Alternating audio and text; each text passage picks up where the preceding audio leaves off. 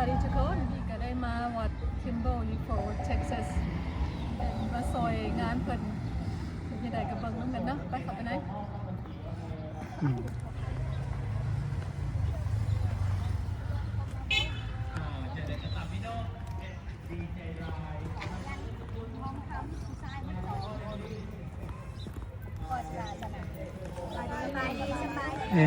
ก็มาแล้วเขาสิได้ถ่ายพวกเราเดี๋ยวถ่ายพวกเราเนี่ยเขาสักอย่างบอกไม่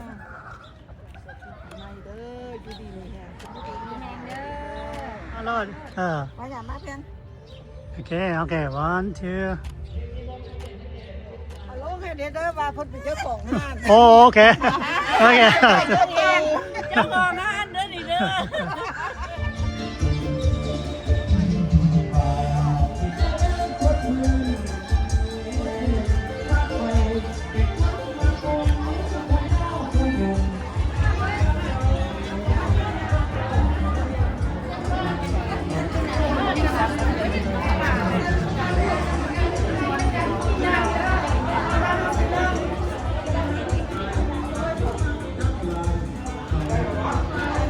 โอเคมาแล้วมานั่งเด้อประจำหน้าที่เจ้าไหนเขาสิได้ย้ายไป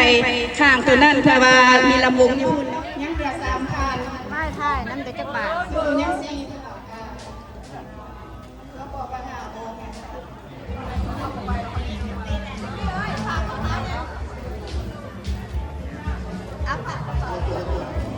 เห็นแล้วบอกเอาไปนี่อ่าน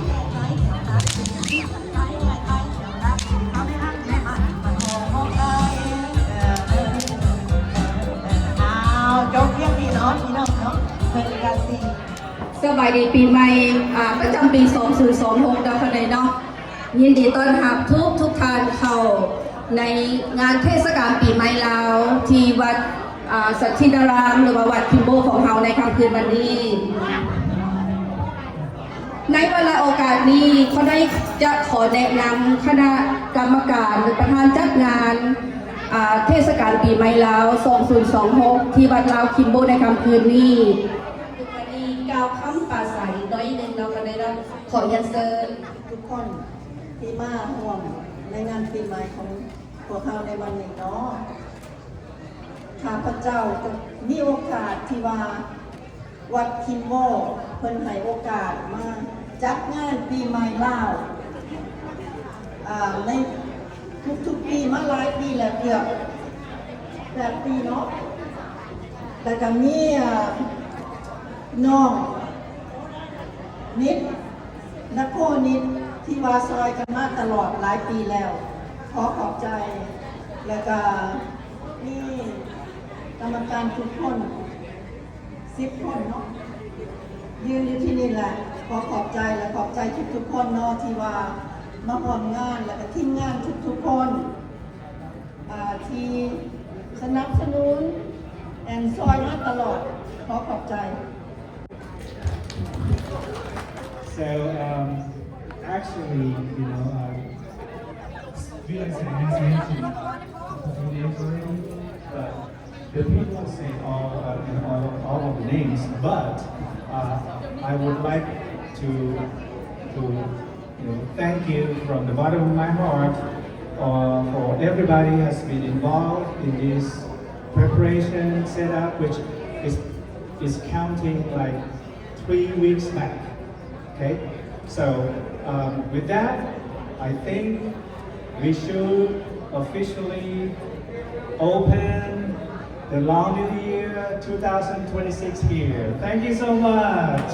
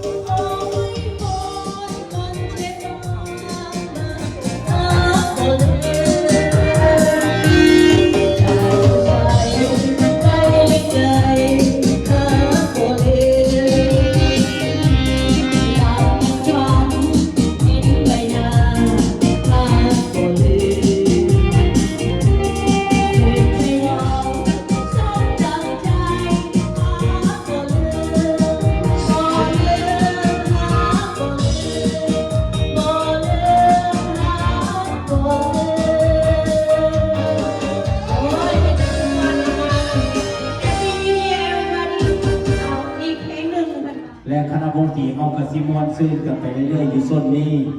มีอันใดก็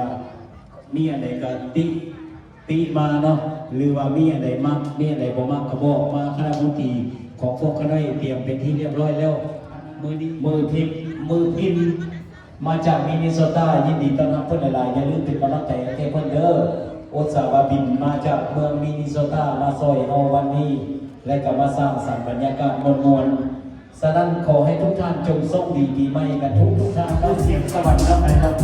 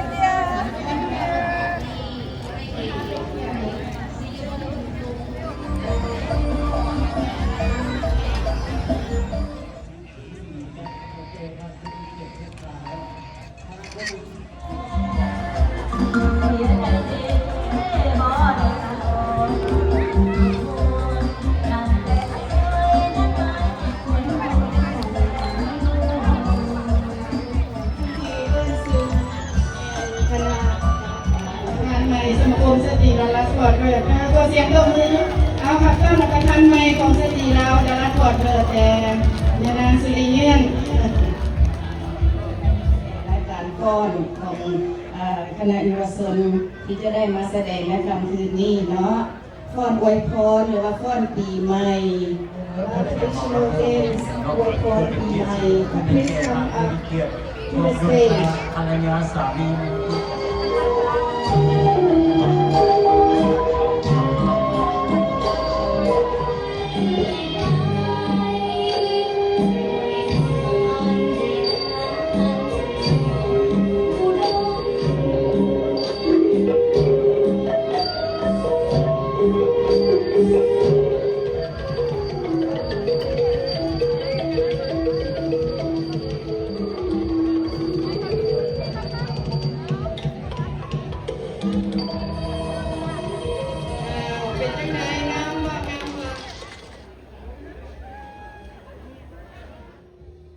ขน้อยชื่อว่าแคลลี่พาลิดาพรหมจันทร์ขน้อยเกิดอยู่รัฐแอมาริโลเท็กซัสก็เป็นลูกสาวของคอนสวัสดิ์พรหมจันทร์กับสวรรค์เวียงคอนสนานิกร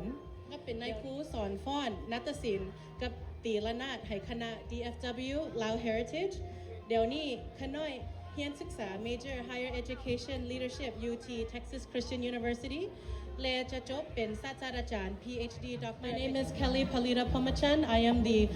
co-founder and executive director of DFW Lao Heritage. Currently, I am 28 years old and I am in my final year as a PhD candidate at Texas Christian University studying higher education leadership. And today, our DFW Lao Heritage team that was established in 2018 will be performing 4 different songs for you.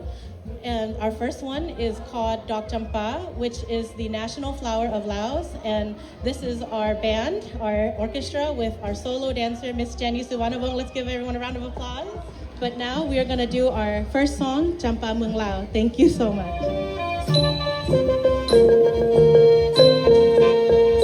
โอ้ดวงจำปาเวลาสมดอกจำปาคู่เคียงเอามาแต่ยามน้อย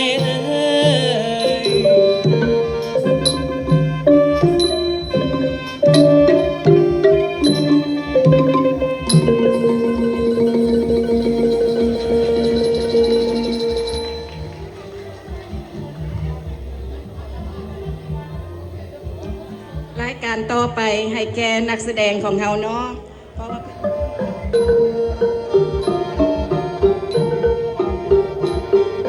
ใจขออวยพรพ่อแม่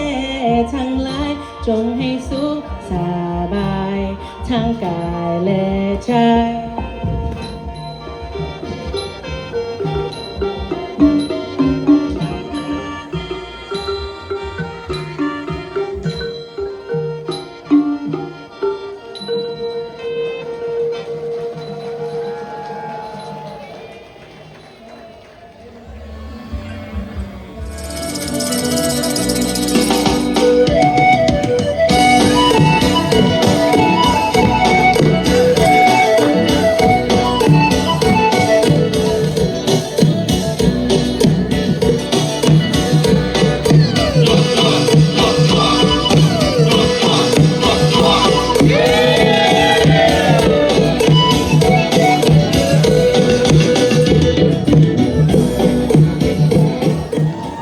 โอ้ยเอาขอเสียงเสื้อๆหน่อยเด้องามหลายงามหลาย ชนะเลิศ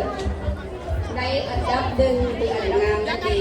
3คะแนนจะมาจากการขายดอกไม้และการขายบัตรเท่านั้น สบายดีไหมคุณน้อยเสือเอวันคันตะวังเซ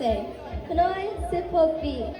แม่คุณน้อยเสือลิซาเอคอนพ่อคุณน้อยเสือบาร์ชิตคันตะวังเซกัจจา ผู้เข้าประกวดหมายเลขหนึ่งแอเวลินคันทวงศ์ใสอายุ16 ปีฮอลเลแมน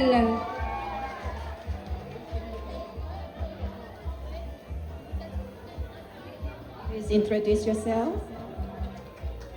สบายดีไหมคุณน้อยเสืออลิซาฮอลลีแมน ผู้เข้าประกวดหมายเลข2อลิซาฮอลเลแมนอลิซานุทวีคุณ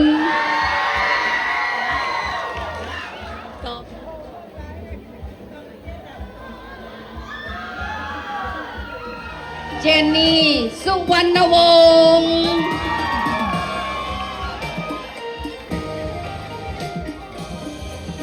สบายดีพี่ไหมทุกคนคุณน้อยเสือเจนนี่สุวรรณวงศ์คุณน้อยอายุได้16 ปีคุณน้อยเป็นลูกสาวพ่อโจนำแม่เมลินดาสุวรรณวงศ์ขอบใจ and have a happy New Year's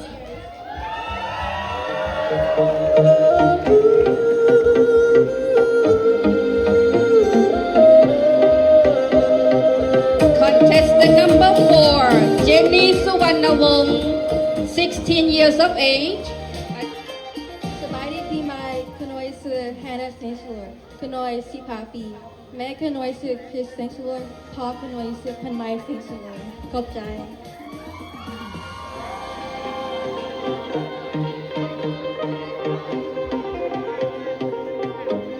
Contestant number 5 Hannah Love Sang Sai Lao Contestant number 6 Sophia Pongsawat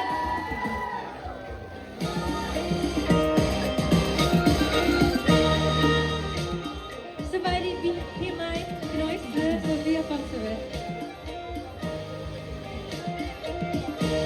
Contestant number 6 Sophia Pongsawat 15 years of age กวดหมายเลข7 Madison สิทธวงศ์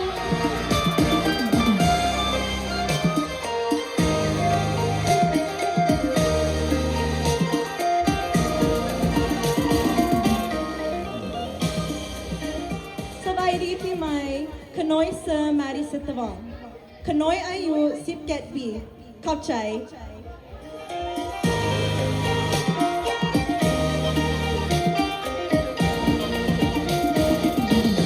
Contestant number 7 Madison Sittawong 17 years of age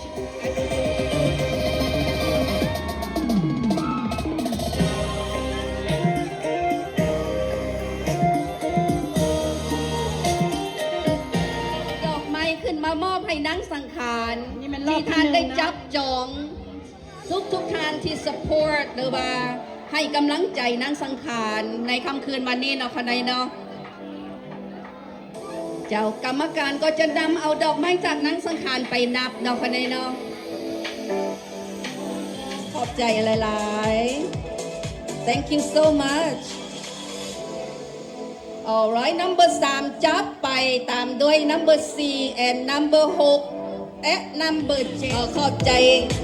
ท่านนางนิโคอัมไพนะคะในน้องเพิ่นก็ได้นำดอกไม้มาให้นางสังขารทั้ง7นางขอขอบมุกขอบใจ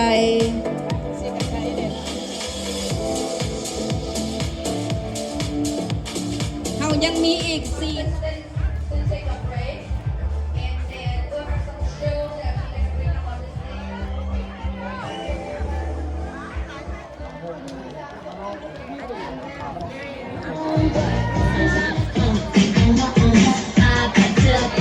4Red hearts, that's what I'm on, yeah. Come give me something I can feel. Don't you want me like I want you, baby? Don't you need me like I need you now? See tomorrow, but tonight go crazy. All you gotta do is just meet me at the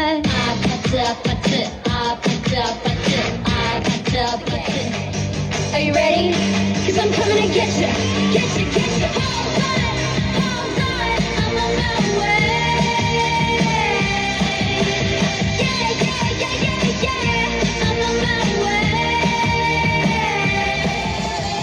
Don't you want me like I want you, baby? Don't you need me like I need you now? Sleep tomorrow, but tonight go crazy. All you gotta do is just meet me at the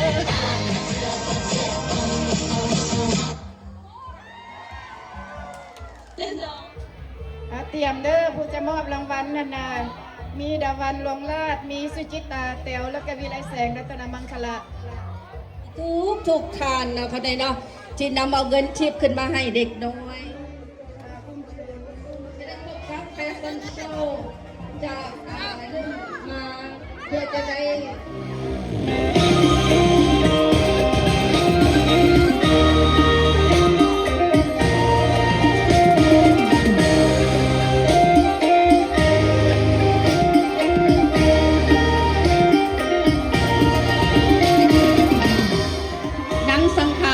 เซกโน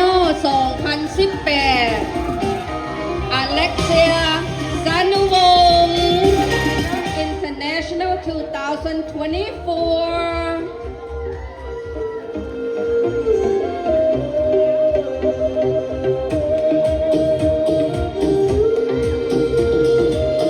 International 2024 Second place Teen Asia America International 2024 Title is well deserved They definitely earned them ขอเสียงตบมืออีกครั้ง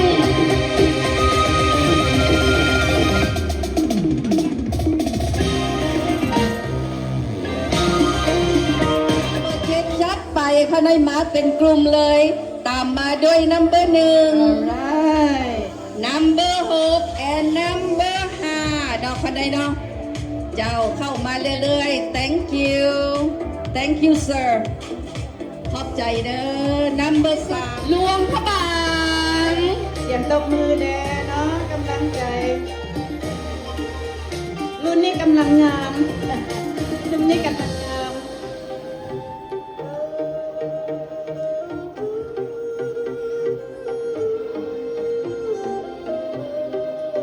เจ้าขอเสียงตบมือให้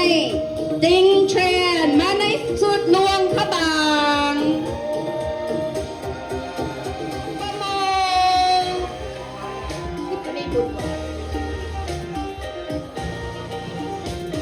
ถ้าว่างามก็ตบมือได้เนาะค่ะได้เนาะ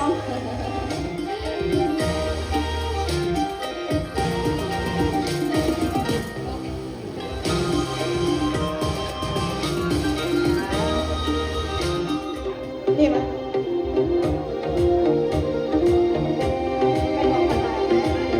ขอโทษแก้วดวงใจมาในสุดสำเหนือ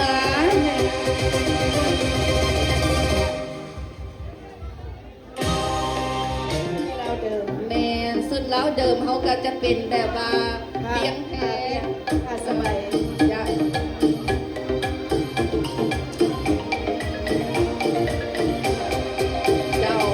นี่ก็สุดแล้วเดิมนะคะนี่ก็มาแต่เมืองกันแล่นเหมือนบ้านไกลๆแมนเพิ่นเดินทางมาไกลอีหลีมากันแล่นหลายเติบเลยเนาะหลายเติบมาที่สุดหลวง นค่ะใด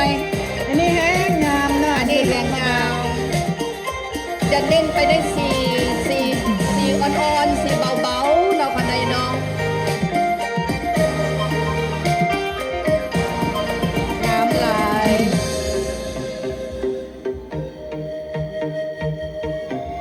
สุดหลวงพระบางเขาเพิ่นก็จะเน้นไปในการ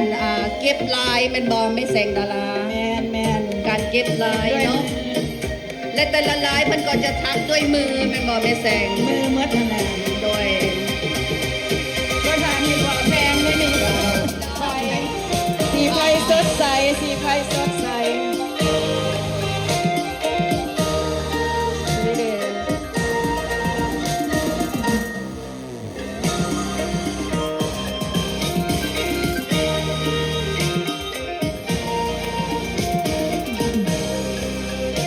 อันนี้มันก็จะเป็นหลวงพระบางแบบล้าวเดิม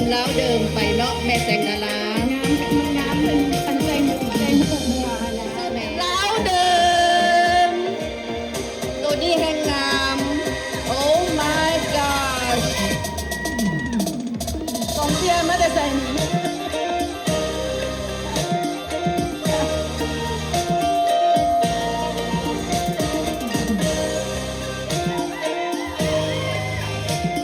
งามหลายก็ได้งามหลาย เป็นเอิ้นเราม่งประยุกต์เลยเราม่งประยุกต์นี่ใส่แอว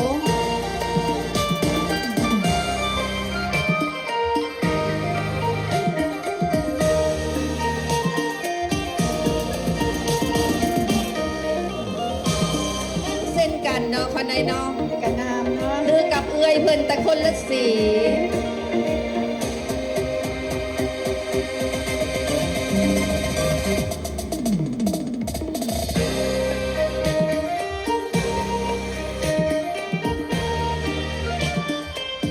ให้ดำเนาะอันนี้มันสุดให้ดำ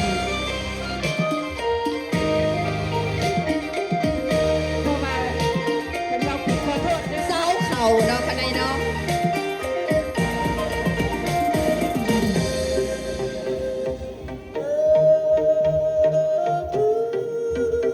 สุดเหล่ามงเขาก็จะมีหลากหลายมีหลายสีเนาะคนในเนาะโดยจะเด่นเป็นสีดำสีพิงค์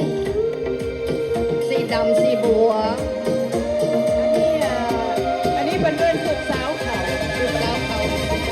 สาวเขาโอเค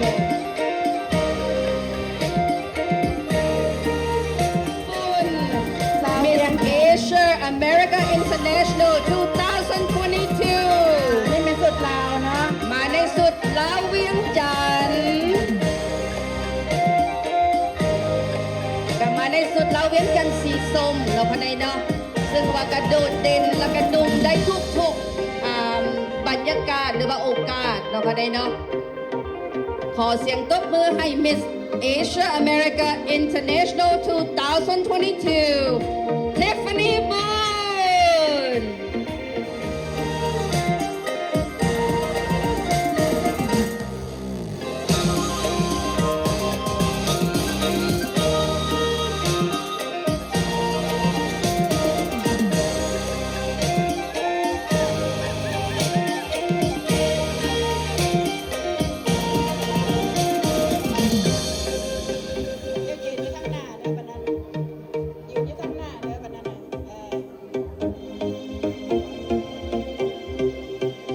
คืนวันนี้เนาะคณะเนาะแล้วก็ขอขอบมกขอบใจนางคณะเดินแฟชั่นที่เพิ่นให้โอกาสเสียสละเวลาเข้ามาร่วมงานของบุญปีใหม่ลาวเทศกาลปีใหม่ลาวที่วัดสันติธาราม สันติธรรมารามเว้าสามเทื่อก็บ่ถือซื้อวัดนี่ปีหน้าเพิ่นสิไหวเขาได้มาเป็นโคศกแล้ววันนี้นะ This is your choice. And again, this is the final round. ถ่ายรูปเก็บภาพมีแต่สุดงามๆ แล้วก็ก้าวเข้ามาซามัดบักใหญ่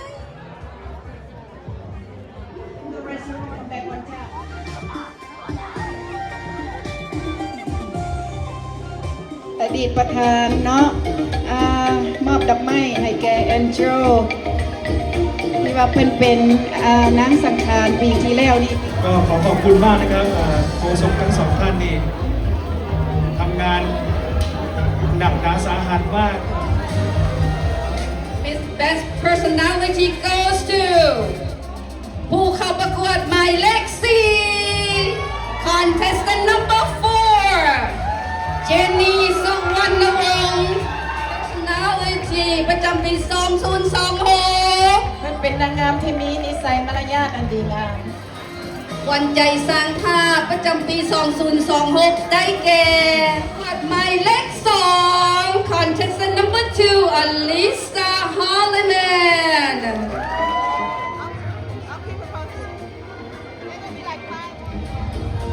Miss Charismatic goes to contestant number 3 ผู้เข้าประกวดหมายเลข 3 ขอบใจกองเชียร์เนาะคะแนนที่บ่นอนหลับปากกัน number 5 number 5 Hannah เซงไซเหลา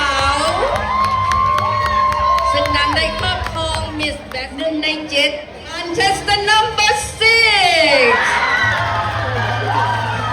ผู้เข้าประกวดหมายเลข 6 ได้ครอบครอง Miss Best Smile น้อยบ่า Why น้องขึ้นมาเป็นใบ10น้องเบ้าโย Best Dress goes to Contestant number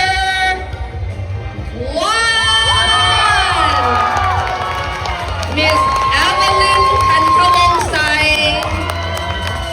ดีน้องกันเลยเนาะขอเสียงตบมือให้ผู้เข้าประกวดหมายวันใจประชาชนของ2 ปี 26 ได้แก่ผู้เข้าประกวดหมายเลข ผู้เข้าประกวดหมายเลข 7 Madison Sittaway ขอบใจประชาชนเลยนะ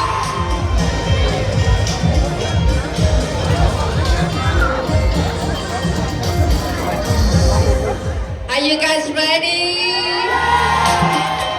Contestant number 7.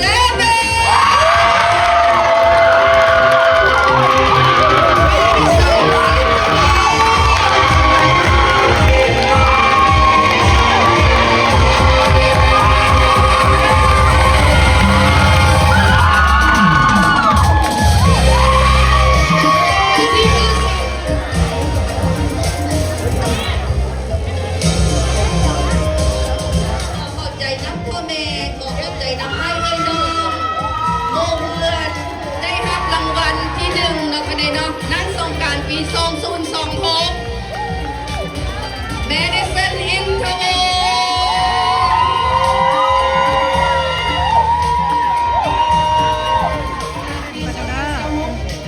ทุกแผนกเด้อเนี่ยทั้งยินทั้งเฮ็ดดีแต่ว่า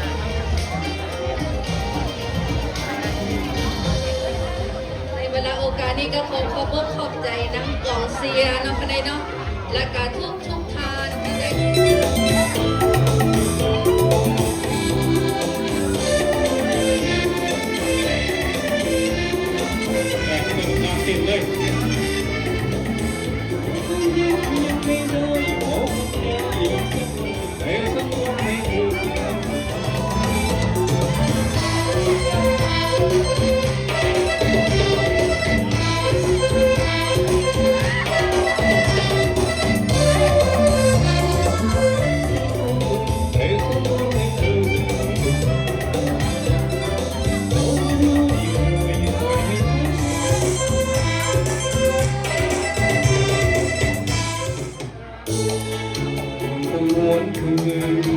คนดี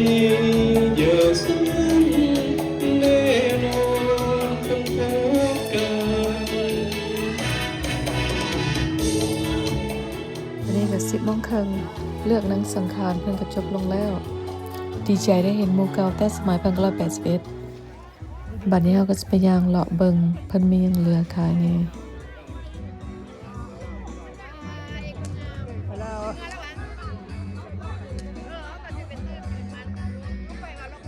คืนนี้ก็หนาวหลาย คนก็เมื่อหลายแล้ว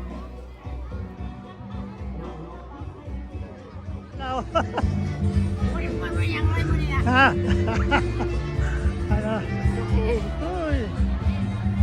ใครก็เมื่อวานนี้ให้หนาว โอ้ย ซิดนอนโอเคแล้วก็เอาน้ำอ้อยเลยเด้อน้ำอ้อยบอกเอาใจ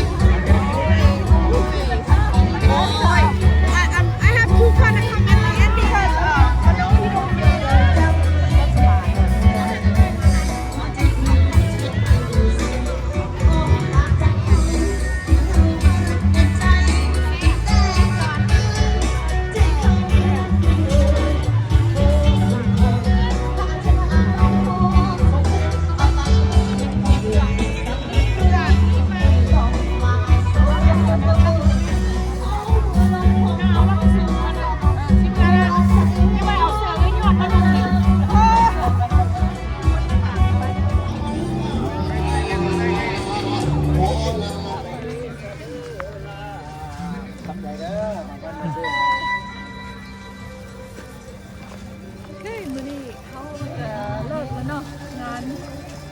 New Year อยู่วัด Kimball Fort Worth Texas เราก็ได้ซื้อเครื่องเมื่อเฮือนำหนาวร้ายมื้อนี้บริเวณเทศบ้านขลานน้ำอ้อย and ปีไก่ ปิ้งไก่บ่ ย่า ไปหนาวเมื่อไรแบบนี้นะ Let's go home bye